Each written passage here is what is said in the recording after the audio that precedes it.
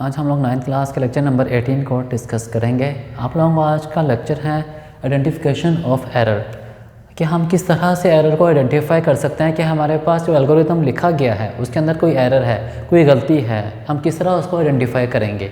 ये हमारा आज का टॉपिक है कि आइडेंटिफाई किस तरह किया जाएगा। आप लोग जानते हैं जब हम लोग एल्गोरिथम लिखते हैं, एल्गोरिथम की वेरिफिकेशन के दौरान हमारे पास एरर्स आ जाते हैं। बाज़ दफ़ा एरर आते हैं, क्या एरर आया, हम लोग को ढूंढना पड़ता है क्या एरर आया है।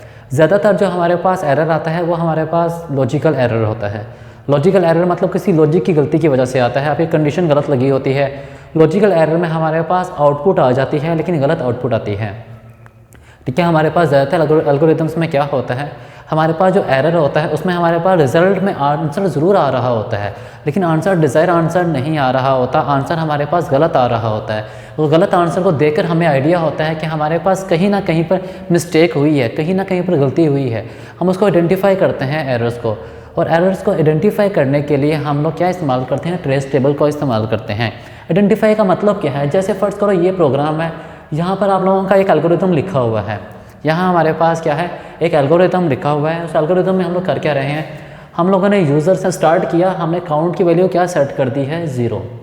हमने जब एल्गोरिथम स्टार्ट किया हमारे पास काउंट की वैल्यू क्या है 0, हमने सेट की है ऑल हाइट। अब हमारा क्वेश्चन इसके अंदर ये था कि हमारे पास जितने भी यूज़र है जिनकी हाइट 144 से लेकर 164 तक है उनको सेलेक्ट किया जाएगा। किसी क्रिकेट टीम के लिए या वॉलीबॉल टीम के लिए, किसी भी टीम के लिए सिलेक्ट कर लिया जाएगा।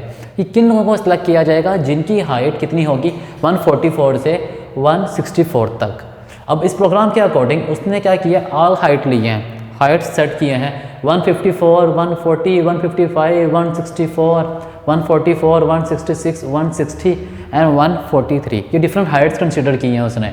अब हाइट्स का कर क्या रहा है, वो हर एक हाइट को उठा रहा है बारी बारी करके। किस तरह से, इस लाइन के अंदर वो कर क्या रहा है, फॉर ईच हाइट, हर एक हाइट को किस में से, एक लिस्ट है हमारे पास किसकी, ऑल हाइट की। ये हमारे पास एक लिस्ट गिवन है ऑल हाइट की, ये वाली। इस लिस्ट में से एक एक करके हाइट को उठाता है इस लिस्ट में से, और किस में स्टोर करवाता है, इस हाइट के अंदर। जैसे मेरे पास फर्स्ट वाले क्या है 154 को उठाएगा और स्टोर करवा देगा हाइट के अंदर। उसके बाद सेकंड वाले को उठाएगा और स्टोर करवा देगा हाइट के अंदर। इस तरह सीक्वेंस वाइज वो काम करेगा, एक एक हाइट को उठाएगा और स्टोर करवाता जाएगा उसको हाइट के अंदर। ऑल हाइट में से उठा के हाइट में स्टोर करवाता जाएगा। और कर क्या रहा है, वो चेक कर रहा है कि हमारे पास हाइट जो है क्या वो ग्रेटर देन 144 है एंड हाइट जो है वो लेस देन 164 है।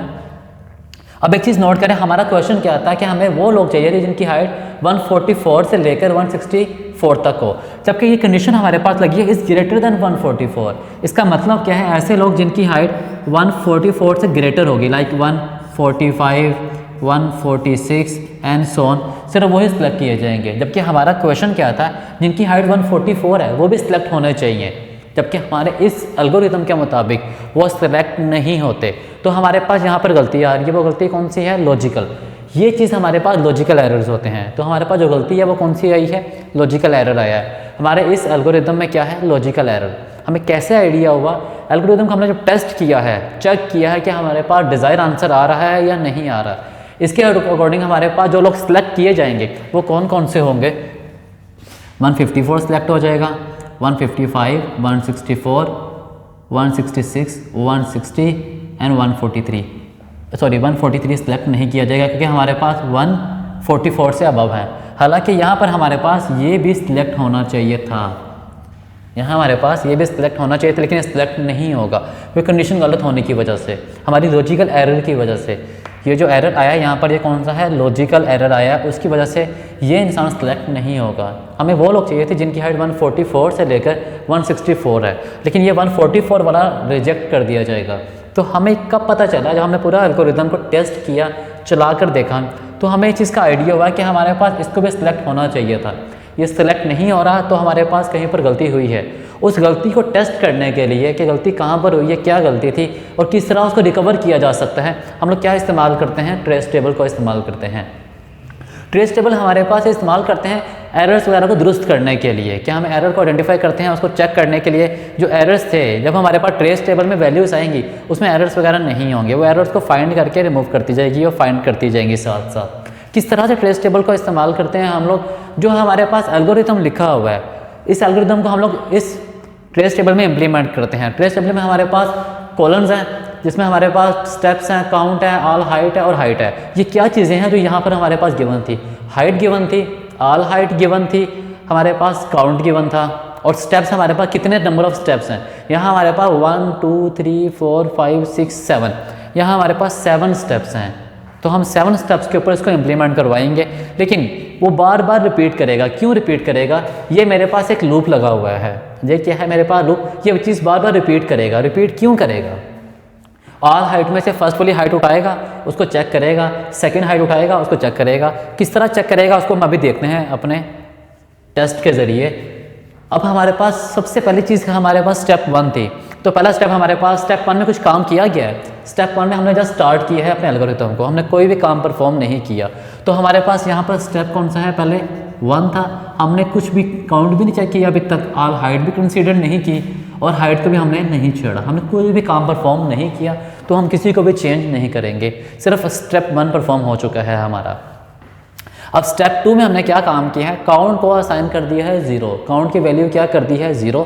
तो ये हमारे पास स्टेप कौन सा था? स्टेप 2 था, जहाँ काउंट की वैल्यू मेरे पास 0 हो गई है। उसके अलावा हमने ऑल हाइट को भी नहीं देखा और हाइट को भी कंसीडर नहीं किया, तो वो हमारे पास एज इट इज रहेंगे। अब थर्ड स्टेप में हमारे पास, उसके बाद स्टेप हमारा कौन सा है? थर्ड है। थर्ड स्टेप में हमने किया क्या? ऑल हाइट, हमने ऑल हाइट को वैल्यू असाइन की हैं। वो क्या असाइन की है? 154, 140, 155, वो यहाँ मेंशन कर देंगे हम लोग। क्या किया है? 154, 140, 155, 164, 144, 166 और इसके अलावा 160 और 143। ये काम हमने कहाँ परफॉर्म किया है? स्टेप 3 के अंदर। हमारा काउंट क्या है? 0 ही है, काउंट हमारा कुछ चेंज नहीं हुआ। यहाँ हमारे पास काउंट की वैल्यू हम चेंज नहीं करेंगे, काउंट हमारा 0 ही चलता आ रहा है। ऑल हाइट को हमने अभी तक नहीं चेंज किया। हम जो स्टेप परफॉर्म कर रहे हैं अपने एल्गोरिथम के अंदर, उसको हम वहाँ पे इम्प्लीमेंट करी जा रहे हैं अपने ट्रेस टेबल के अंदर, ताकि हमें पता चले हमारे पास एरर कहाँ पर आया है। अब थर्ड स्टेप, फोर्थ स्टेप आया हमारा। हमने किया क्या? ऑल हाइट में स्टोर करवाया है। हमने यहाँ से ऑल हाइट में से एक वैल्यू उठाई, पहली वैल्यू उठाई और किस में स्टोर करवा दी? हाइट के अंदर। अब ये स्टेप नंबर क्या था? 4 था। काउंट की वैल्यू हमने चेंज नहीं की, एज इट इज़ 0 चलती आ रही है। अब ऑल हाइट हमने चेंज नहीं किया, लेकिन हमने ऑल हाइट में से एक वैल्यू उठाई है, फर्स्ट वैल्यू कंसीडर की है। फर्स्ट वैल्यू मेरे पास क्या थी? 154। यहाँ हमने क्या किया है? 154 असाइन कर दिया है किसको? हाइट को। किस तरह असाइन किया है? इस लाइन ने किया है ऑल हाइट में से, ये एक लिस्ट है, लिस्ट का मतलब जिसमें मोर देन 1 वैल्यूज़ हैं, उसने उसमें से फर्स्ट वाली वैल्यू उठाई और किसको लाकर दे दी? हाइट को। 154 किस में आ गया है? हाइट। हाइट की वैल्यू क्या है? 154। अब यहाँ चेक कर रहा है क्या हाइट ग्रेटर है 144 से। ये स्टेप कौन सा है? 5 है। स्टेप 5 में हम लोग क्या कर रहे हैं कि वो क्या चेक कर रहा है? अगर हाइट मेरे पास क्या है इस वक्त? फर्स्ट वाली 154, 154 is greater than 144, yes 154 is greater than 144 and 154 is less than 164, yes 154 is less than 164। अगर ऐसा होता है तो काउंट को क्या कर देगा? काउंट को इंक्रीज कर देगा। यहाँ पर ये करेगा क्या? काउंट को एक इंक्रीज कर दिया। अगर कंडीशन ट्रू होती है, अब काउंट मेरा यहाँ पर क्या हो जाएगा? स्टेप 5 में 1। ये भी मेरे पास चेंज नहीं हुआ, ये भी मेरे पास चेंज नहीं हुआ। अब इसको इंक्रीज करने के बाद यहाँ से ये स्टेप वापस चला जाएगा कहाँ पर? स्टेप 4 के पास। ठीक है, काउंट इंक्रीज करने के बाद ये लूप लगा हुआ है, इसको रिपीट करेगा बार बार। ये वापस चला जाएगा ऊपर। जब ऊपर वापस जाएगा, अब वापस कहाँ पर आ गया है? ये यहाँ पर स्टेप 4 के अंदर। अब स्टेप 4 में क्या काम करेगा ये? अब नेक्स्ट हाइट उठाएगा। फर्स्ट वाली परफॉर्म हो गई है, ये परफॉर्म कर दी गई है। अब इसको कंसीडर करेगा 140 को। हाइट मेरे पास क्या है? अब 154 नहीं है, अब मेरे पास 140। इसमें क्या स्टोर आ गई? 140। नेक्स्ट कंसीडर की उसने। अब हाइट मेरे पास 140 है। अब 140 is greater than 144, first condition ही फॉल्स है। एंड अगर आप लोगों को याद हो, हम लोगों ने एंड पढ़ा था। एंड कहता था 2 कंडीशन है तो दोनों की दोनों ट्रू होंगी तो आंसर ट्रू आएगा। एक भी गलत हो जाती है तो आंसर मेरा गलत हो जाता है। आंसर मेरा क्या है? 140 था, तो मेरे पास 140 is not greater than 144, condition गलत। ये कंडीशन गलत हो गई है तो ये काम परफॉर्म नहीं किया जाएगा, ये पूरा काम परफॉर्म नहीं किया जाएगा। ये काम कब परफॉर्म किया जाएगा? जब मेरी कंडीशन ट्रू होगी। यहाँ कंडीशन गलत हो गई है तो मेरे पास काउंट की वैल्यू चेंज नहीं रहेगी, काउंट मेरे पास 1 ही रहेगा स्टेप 4 के अंदर भी। सॉरी, स्टेप 4 में मैंने क्या काम परफॉर्म किया था? स्टेप 4 में मेरे पास ऑल हाइट सेट की गई थी मेरे पास। स्टेप 4 में ऑल हाइट सेट की थी, उसमें मेरे पास वैल्यू क्या थी? 140। स्टेप जब 5 के ऊपर आया था वो, जब इस हाइट के ऊपर आया, जब कंडीशन मेरी ये गलत हुई है, कंडीशन गलत होने के ऊपर हमारा काउंट चेंज नहीं हुआ तो काउंट मेरा क्या है? 1 ही है। यहाँ पर भी काउंट चेंज नहीं किया गया, बाकी एज इट इज़ किसी में कोई चेंज नहीं आया। स्टेप 5 के बाद वापस ऊपर गया वो, वापस स्टेप 4 के ऊपर आया। अब स्टेप 4 के ऊपर क्या काम करेगा? सेकंड काम परफॉर्म हो गई, अब थर्ड वैल्यू कंसिडर करेगा 155। अब ऑल हाइट में से 155 उठाई वैल्यू उसने और स्टोर करवा दी हाइट के अंदर। इसकी वैल्यू अब क्या हो गई है? 155।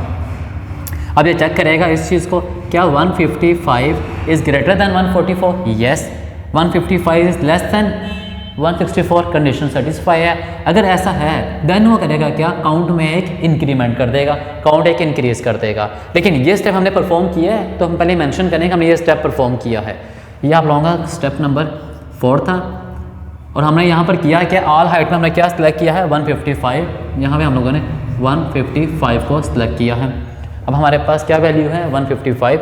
और स्टेप 5 के ऊपर जब वो आया है उसमें 155 इज़ ग्रेटर दैन था एंड 155 इज़ लेस दैन 164। दोनों कंडीशन मेरी सेटिस्फाई थी, दोनों कंडीशन सेटिस्फाई थी। देन काउंट में एक इंक्रीमेंट कर दिया। यहाँ काउंट मेरा क्या हो जाएगा? 2 हो गया। यहाँ काउंट मेरा इंक्रीज़ कर गया। अब काउंट इंक्रीज़ किया है यहाँ पर, उसके बाद बाकी किसी वैल्यू में चेंज नहीं आया, किसी में कोई फ़र्क नहीं पड़ा, काउंट इंक्रीज़ हो गया। अब मेरे पास क्या है? जब ये काउंट इंक्रीज़ कर दिया है, वापस करेगा स्टेप 4 पर गया। अब ये काम परफॉर्म हो गया है, अब इसकी बारी, अब इसको कंसीडर करेगा इस वैल्यू को। अब मेरे पास वैल्यू क्या है? 164। 164 is greater than 144, condition satisfy. And 164 is not less than 164 but 164 is equal to 164, is not less than but equal to 164, बराबर है 164 के। 164 164 छोटा नहीं है किससे? 164 164 से, लेकिन 164 बराबर है 164 के। अगर बराबर है तब भी कंडीशन मेरी सेटिस्फाई है, कंडीशन मेरी तब भी ट्रू है। कंडीशन ट्रू होने पर उसने काउंट में क्या करना है? एक इंक्रीमेंट करना है। कंडीशन ट्रू होने पर उसने क्या करना है? काउंट में एक इंक्रीमेंट करना है। लेकिन एक बात नोट करो, हम लोगों ने अभी किया क्या था? जब ऊपर वाले स्टेप में हमने हाइट क्या सिलेक्ट की थी? 164। जब वो स्टेप 4 पर गया है, यहाँ पर स्टेप 4 में उसने हाइट क्या सिलेक्ट की है? 164। यह हाइट सेलेक्ट कर चुका था ऊपर जाके। जब नेक्स्ट स्टेप के ऊपर आया 155, कंडीशन सेटिस्फाई थी तो काउंट में क्या किया? उसने एक इंक्रीमेंट कर दिया। तो स्टेप 5 पे क्या करेगा? काउंट 3 कर देगा, बाकी एज इट इज़ रहेंगे, किसी में कोई चेंज नहीं आया।